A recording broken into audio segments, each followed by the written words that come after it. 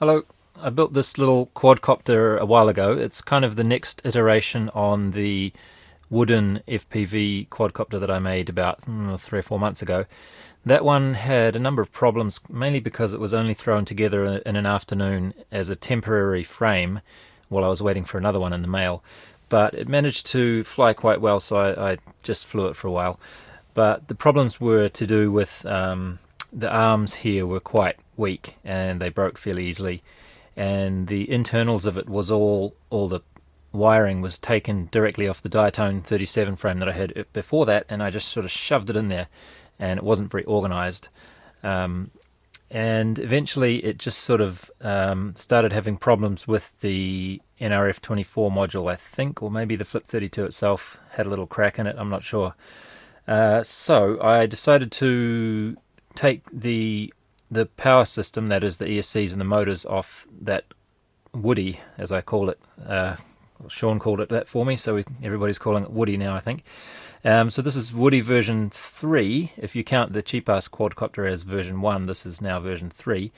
We're starting to see a little bit less wood in it, though, because as somebody commented on one of my earlier videos, why don't you make the arms out of carbon fiber so that they don't break so much? So that's what I'm trying here. That's one thing I wanted to do, and I wanted to have a different sort of camera instead of the little CMOS camera that's not very well, doesn't perform very well. So I have one of these cameras in here instead. And I also wanted to, what did I want to do? Oh, of course, I wanted to try running this using the YMFC flight controller using just an Arduino, originally designed by Mr. Yuk Brooking, and you've probably seen his video series already if you've subscribed to my channel in the last year or so, but if you haven't, I'll put a link in the description and you can go and check that out and see what that's all about. So I'm using an Arduino Pro Mini for this one. I think it should be fairly obvious what's going on here. Maybe this little black thing here is not quite so obvious, but let's just have a look at some pics that I took while I was putting this together, and we'll see a little bit more about what's inside it. I had to make up a little jig, I think you would call this, to get the holes in the right place for drilling through the carbon fiber, because I didn't want to try and just drill this by hand. I have a sort of a drill press thing that's not very good, and I didn't really trust that either. So I put the cross piece for the motor mount on to some other pieces of wood that are the same width as the carbon fiber booms, and then I just put 3 of them on there like that and bolted them down so that the hole here, like I say, I didn't trust my drill to get it in the right place, so I put 3 of these together to try and guide the drill down there properly. It was a bit of a bodge job really, but it worked alright. So that's the result of the drilling there, and the booms, or the holes in the booms, are not quite right, so the motors are fighting each other a little bit, which is unfortunate, but seems to work alright overall. And to hold it in the center, I drilled one more hole, but this time this one's going horizontally, so this is the front and also the back of the quadcopter is like this. So there's one horizontal pin, if you like, going in there like that to stop it from rotating.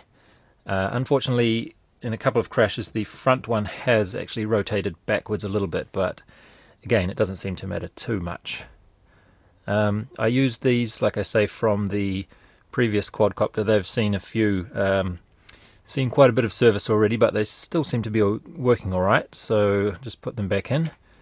And I jammed them all into there, which is, I admit, that's not very good for cooling, but in the interests of space and weight management, that's about the only place I could think to put them. And at the front we have a little mount for the camera, which is quite nicely able to tilt up and down, and this piece of aluminium's not really necessary, but I thought I'd just put it there to guard the camera from hits from above. And I just had to cut a little piece out of here with a sharp knife to get in here with a screwdriver so I could tighten it up. wasn't quite low enough, those wood pieces there. So at the back, one of the problems that I had with my previous one, Quadcopter, was that this piece was just loose, so whenever I unplugged it I tended to pull on it quite a bit. It was just awkward to do. But now I have a very, very nice situation where the XT60 is mounted in here. It's very, very solid. So I can actually plug the XT60 in and unplug it with one hand. Much, much nicer situation. So that's the flight controller there. It's just a cheap $3 Arduino Pro Mini clone. And I took the reset button off here just in case it got bumped during flight. Had a bit of trouble that may have been solved by having this reset button on, actually, or available to press somehow, but I'll explain that as we get to it. So the receiver is a power amplified or high power variant of the NRF24L01, and this is the one that has the little IPX connection on there for an antenna like that, which I discovered on Banggood a while ago, so I wanted to give that a try. And I'm using one of these little voltage step downs to get 3 volts for the NRF module. And it all fits together fairly nicely in a rectangular area like that. And this accelerometer here is an MPU 6050, and this breakout board actually came with a gimbal controller set that I got, and I promptly blew up the gimbal controller by connecting the battery the wrong way around, but this gyroscope and accelerometer will still work just fine. And that fits all onto the underside of the back plate of the quad. Fits in there fairly nicely, and I needed to have this little bit accessible, so that's sticking out the back so I can connect an FTDI adapter on there to upload programs and stuff. And it just fits on there like that. I think we can see how that works. And the antenna is the only thing that pokes up the top like that. For FPV, I'm using one of these TS5823 modules, I suppose, and these I saw on Banggood. All of the reviews, a lot of the reviews, people were saying this thing gets really, really hot. So I thought I would be clever and get a couple of these little copper plates, also from Banggood, as you can see. That's the SKU there, and they are around about the same size as this, and I thought I would get them originally just to put on as a little bit of a heat sink, but it ended up being quite a neat little situation because I arranged them like this and soldered onto there like that, and added a third one over here on the right just to bring the width up to the same width as this aluminium L bar that I had on the back, and then the threaded part of the VTX mount is going through the other side of the L there like that. So the idea with this is that you get nice solid support at 3 points, and it also all doubles as a heat sink. So this aluminium is a little bit of heat sinking, and also I guess the bolts going through the wood would be sinking a little bit of heat as well. So killed 2 birds with 1 stone there, in my opinion. And the wires again just go back into the hole there. You get a nice little red light effect on the inside like that. So the little black blocks of foam are just to hold the, where are we? It's just sort of messily covered with tape there, but all this is here for really is to provide a little bit more protection for this video transmitter. Not that it really needs it, I don't think, but also to hold the 2.4 gig antenna. We can just focus That's just to hold that away from the body of the quad a bit while also supporting it. So there's a little groove there that this antenna is sitting in. So if the idea is that if it gets hit on the top like that, it's hopefully not going to actually damage this, because that's the important piece of the antenna right there. Seem to have a little piece of green stuff under the sellotape. Oh, that's, yeah, I put that for decoration, that's right. Yeah, so let's have a look at how it flew on its first outing.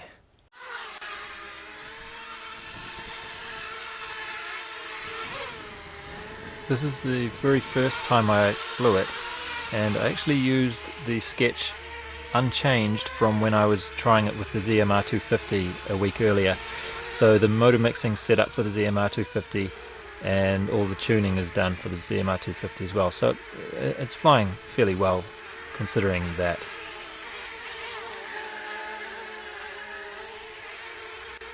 Okay, I've got some 6-inch props on here now, and I've trimmed the tip just so that it's not going to hit on there. So they're probably not very well balanced. And judging from what we saw with the steeper pitch 5-inch props just before, it's probably not going to be very stable. But we'll just see what happens.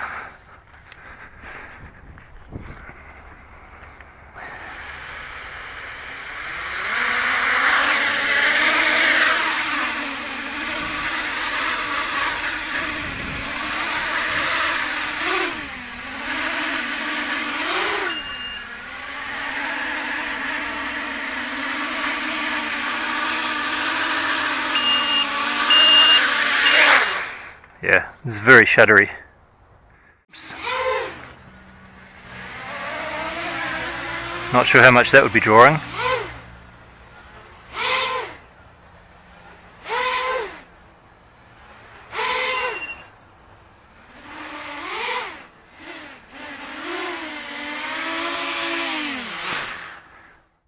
has a bit of a problem with fast yaw. When you yaw quickly and stop quickly, it sort of messes up the pitch and the roll gains a little bit. I'll see if I can demonstrate it.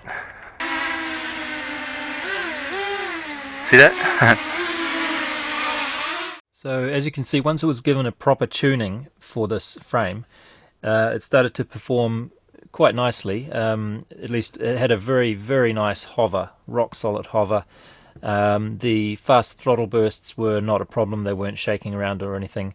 And it was reasonably nice to control. That was before I put the Mobius and the FPV gear on it, though. Once I added a bit more weight, it sort of lost a little bit of its stability. But by far the biggest problem was the way the yaw, as I was just saying in the video just a moment ago. When you yaw to the left and stop suddenly, it would dip down at the back like that. This motor would dip down, but it would stop yawing quite quickly. And the other way, it would sort of do almost the opposite. It would be a bit sluggish to start, but it would stop very quickly. So yeah. Anyway, I never really figured that out. I did do quite a bit of investigation and experimentation to try and figure it out. And I said I was going to go over the details of that and look at the sketch. But I think anybody that's going to be attempting to do this kind of thing, I would hope they can just look at the sketch and figure out what's going on themselves. If not, just ask me a question in the comments here.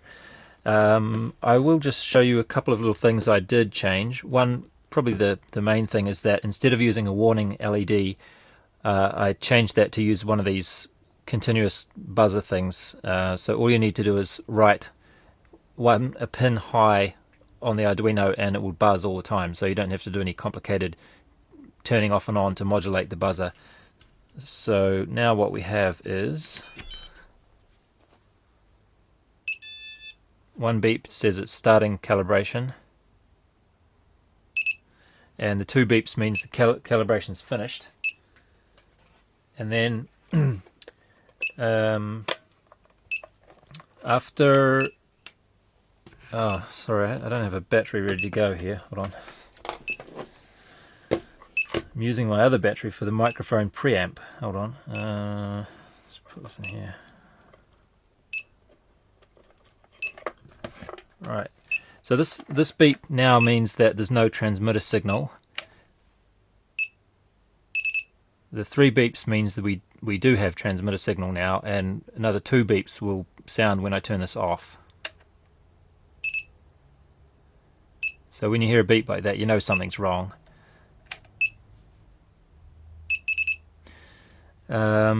And we also get 3 beeps when we arm, and when we're armed we get this slow beep again to remind us that we're armed. And it doesn't beep while it's flying, obviously, because that would be a bit of a problem. And then we get 2 beeps when we disarm. And then if we hold it disarmed, we get this constant fast beep, which is supposed to help you find it if you crash somewhere in the long grass. So that's probably the major noticeable thing that I've added to the sketch myself, apart from obviously the ability to use the NRF24 module and the MPU 6050 gyroscope. So things were going quite well, and we'll be beeping now, aren't we? We had a period of crappy weather, so I was without my FPV fix for about 2 weeks actually, and I was starting to get twitchy. But finally we got a nice sunny day, and I took it down to the park and started to try and fly it, but I had a bit of a problem. Okay, now that we have some space, let's see how it does with a bit more room to run. Whoa, what the fuck? Maybe I didn't... Hold on a second.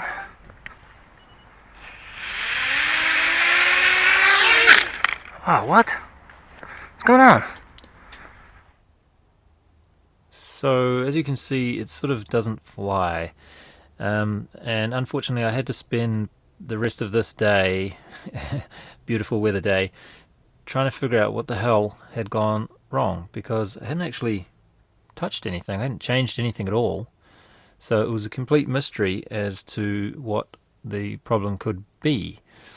And as you can see, the best I could manage to do before I figured out what the problem was is to lift off a little bit, and it would sort of spiral around on one corner like that. So anyway, long story short, it seemed like the gyroscope was just not being calibrated at the beginning, and the effect was that it was almost like this little section of code here that does the calibration had been commented out as if it just didn't exist. And it took me a long time to notice this, because quite often it would be okay, and then sometimes it wasn't, and then I changed something and it was okay, and then it wasn't again.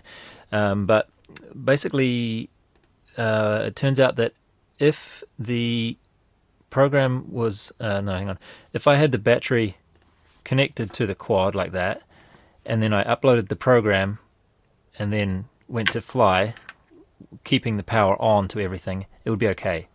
But if I just went out in the field and I plugged it in at the field so that the gyroscope and the Arduino started up at the same time, then I'd get that problem. So the only way I could think to get around this is to power it up, and then once it was already started so that the gyro and the Arduino were both powered up, I had to find a way to reset the program, and that was the only way that that little piece of code seemed to function correctly.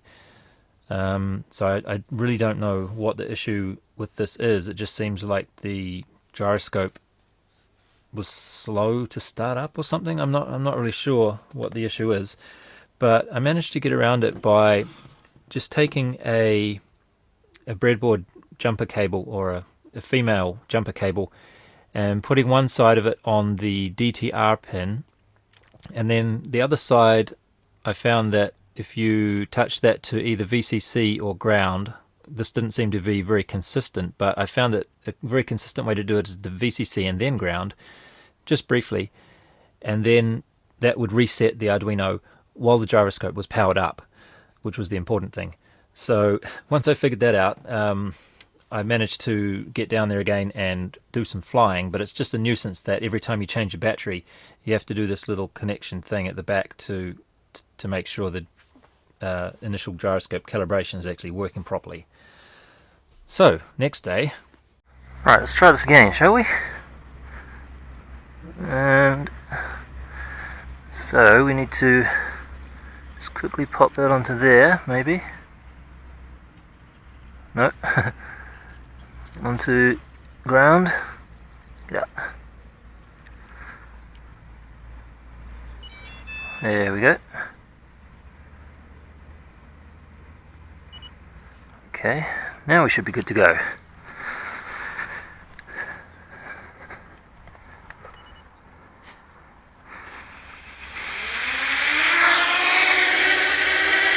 That's better.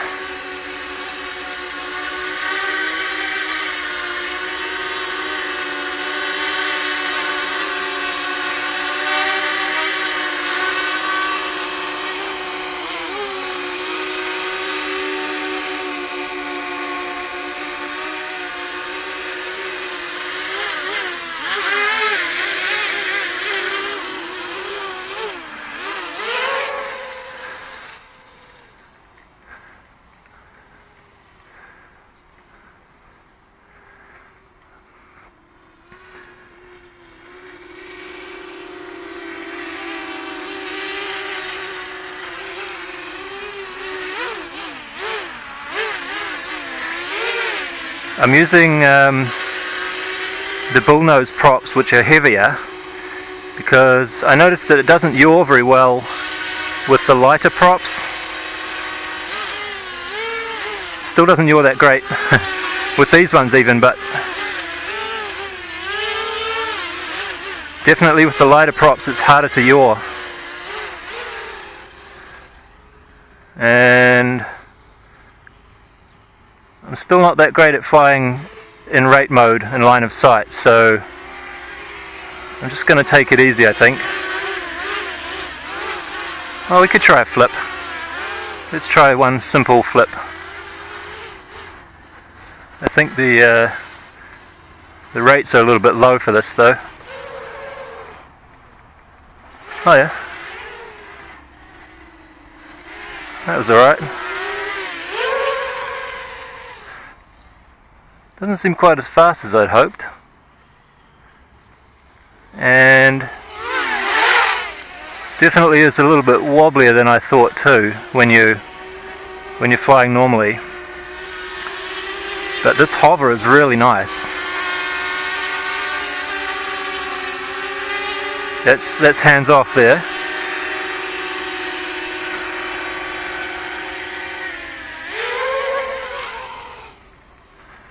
So not sure how it's going to go FPV, because it definitely the pitch doesn't feel too great.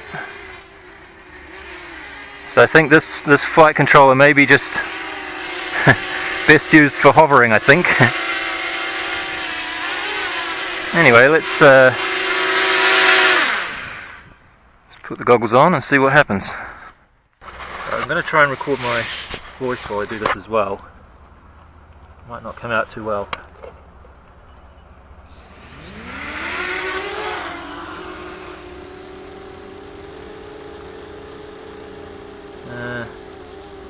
Yeah, pitch is a bit odd. Doesn't seem, it's a bounce. Pitch is a bit bouncy. Goes one way and then, whoa. Sort of bounces back. Roll is perfect.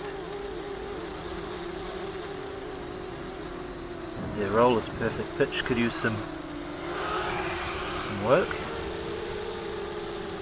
And yaw is really terrible, actually. Oh. Yeah. Great if you just fly forward and roll. Whoa. Yeah, so pretty much what I suspected actually. The yaw is a problem, quite a problem. So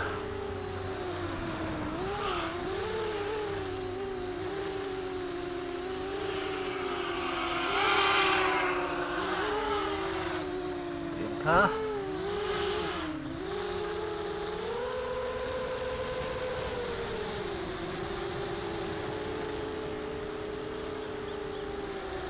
Well, as long as you do a slow yaw, it's okay.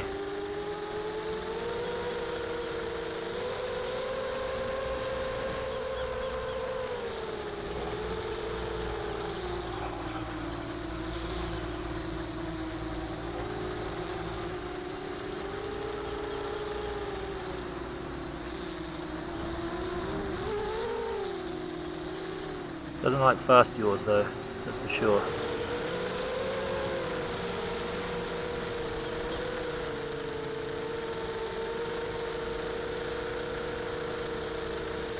Actually, it doesn't really like any yaw. That's a pity. It had quite a lot of promise, really, didn't it?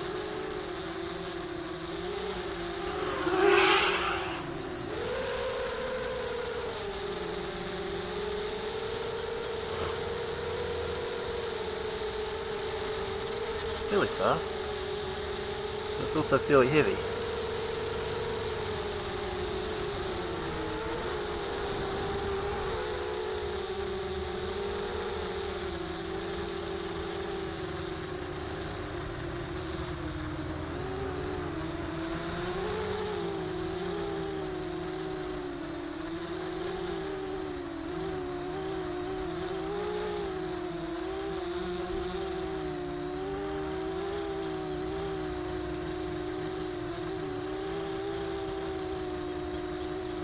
But it is good for hovering.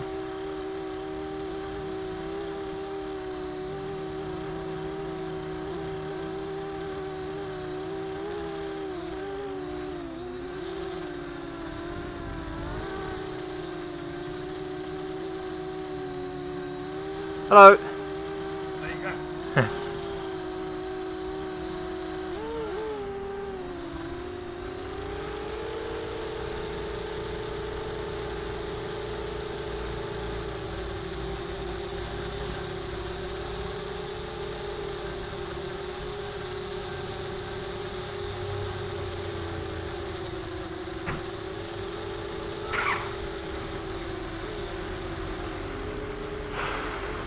Roll is great though. Roll is really good. Whoa.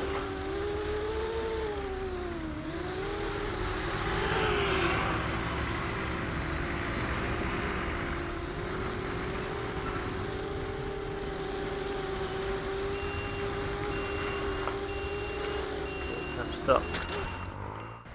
Okay, I've put the 6-inch props on now. These are 60-40, not 60-45. But I noticed when I was doing hover testing at home that they were significantly more responsive. Look at that. Oh, that's still bouncy and pitched though, huh? Yeah.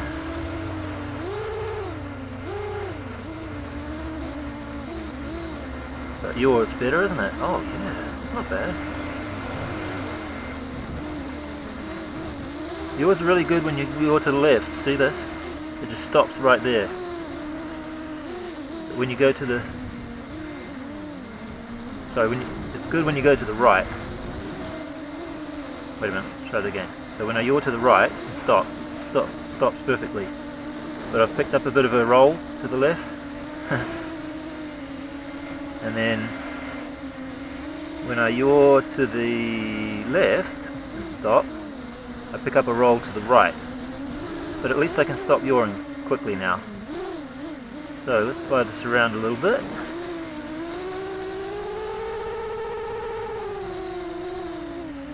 Beautiful day.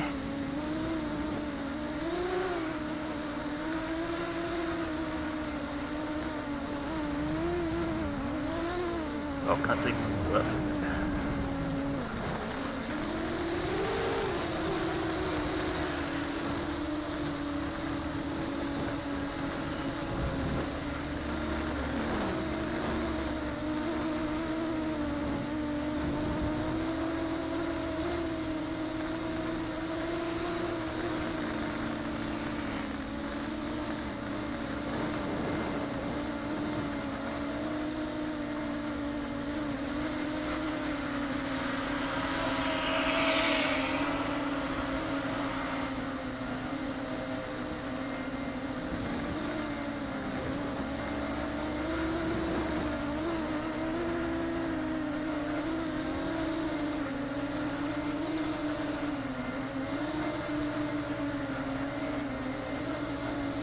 I don't know if I really trust this in tight tree areas yet. It's okay in this kind of trees, not very tight.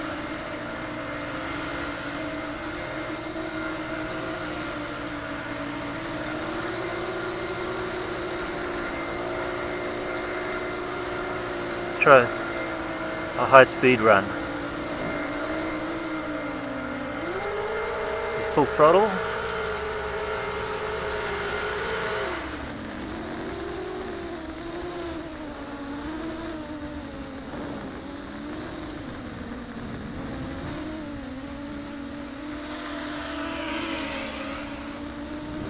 I can hear it wobbling. Seems like the P is a bit high maybe.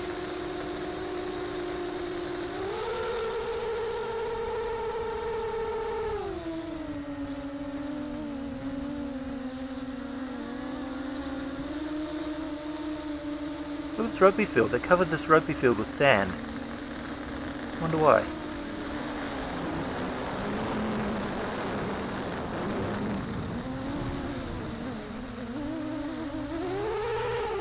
Well.